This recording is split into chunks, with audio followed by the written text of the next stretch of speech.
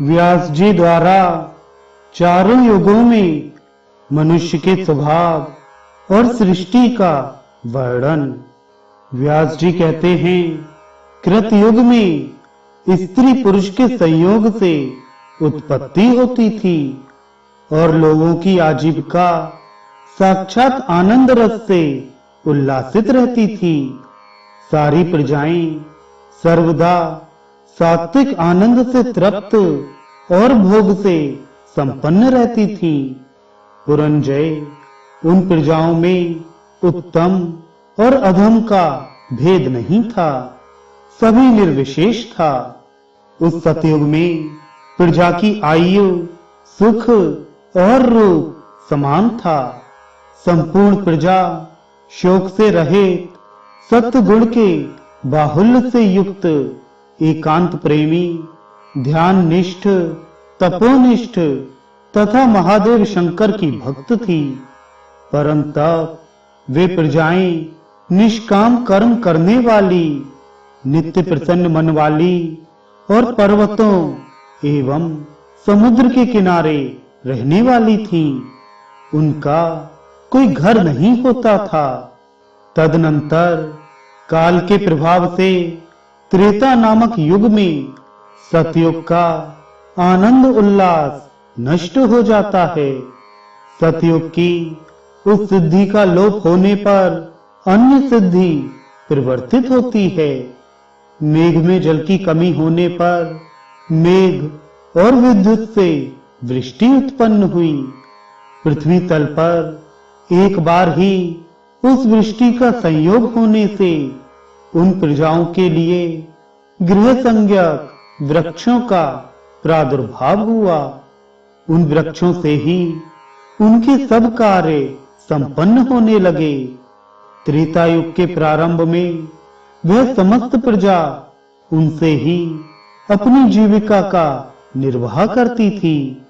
तदनंतर बहुत समय व्यतीत होने पर उन प्रजाओं के ही विपर्य से उनमें अचानक ही राग और लोभ का भाव उत्पन्न हो गया। तदनंतर उनकी दिनचर्या में उलटफेर के कारण उस समय के प्रभाववश वे गृह संज्ञक सभी वृक्ष नष्ट हो गए। तब उन वृक्षों के नष्ट हो जाने पर मिथुन धर्म से उत्पन्न सत्य का ध्यान करने वाले वे सभी प्रजाजन विभ्रांत होकर उस पूर्व वर्णित सिद्धि का ध्यान करने लगे। उस समय सत्य का ध्यान करने के कारण उन प्रजाओं के लुप्त वे गृह संज्ञक वृक्ष पुनः प्रादुर्भूत हो गए। वे वस्त्रों, आभूषणों तथा फलों को उत्पन्न करने लगे। उन प्रजाओं के लिए उन वृक्षों के प्रत्येक पत्र पुटों में गंध, वर्ण और रस से समन्वित बिना मधु मक्खियों के बना हुआ महान शक्तिशाली मधु उत्पन्न होता था। उसी मधु से त्रेता युग के आरंभ में वे प्रजाएं जीवन निर्वाह करती थीं। उस सिद्धि के कारण वे सारी प्रजाएं हृष्ट पुष्ट तथा ज्वर से रहित थीं। तदनंतर कालांतर में वे सभी पुनः लोभ के वशीभूत हो गए। अब वे उन वृक्षों तथा उनसे उत्पन्न बिना मधुमक्खियों के बनाए हुए मधु को बलपूर्वक ग्रहण करने लगे। उनके इस प्रकार पुनः लोभ करने के कारण उत्पन्न दुष्कर्म से वे कल्प वृक्ष कहीं कहीं मधु के साथ ही नष्ट हो गए।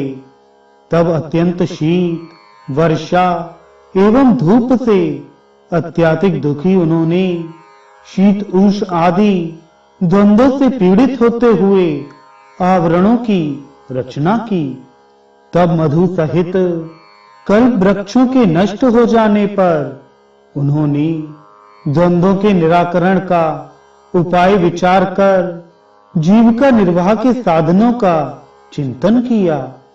तदनंतर त्रेता युग में उन प्रजाओं की जीविका को सिद्ध करने वाली अन्य सिद्धि पुनः प्रादुर्भूत हुई और उनकी इच्छा के अनुकूल वृष्टि हुई। निरंतर वर्षा के कारण जो जल नीचे की ओर प्रवाहित हुआ, उससे उन प्रजाओं के लिए अनेक स्रोतों तथा नदियों की उत्पत्ति हुई। जब पृथ्वी तल पर थोड़ा जल एकत्र हो गया, तो भूमि और जल का संयोग होने से अनेक प्रकार की औषधियां उत्पन्न हो गईं। बिना जोते बोए ही विभिन्न ऋतुओं में होने वाले पुष्प एवं फलों से युक्त 14 प्रकार के ग्राम्य एवं जंगली वृक्ष और गुल्म उत्पन्न हो गए। तदनंतर त्रेता युग के प्रभाव से भवितव्यतावश उन प्रजाओं में निश्चित रूप से सब प्रकार से राग और लोभ व्याप्त हो गया। तदुपरांत उन लोगों ने अपनी अपनी शक्ति के अनुसार बलपूर्वक नदियों, क्षेत्रों, पर्वतों, वृक्षों, गुल्मों तथा औषधियों पर अधिकार जमाना प्रारंभ किया।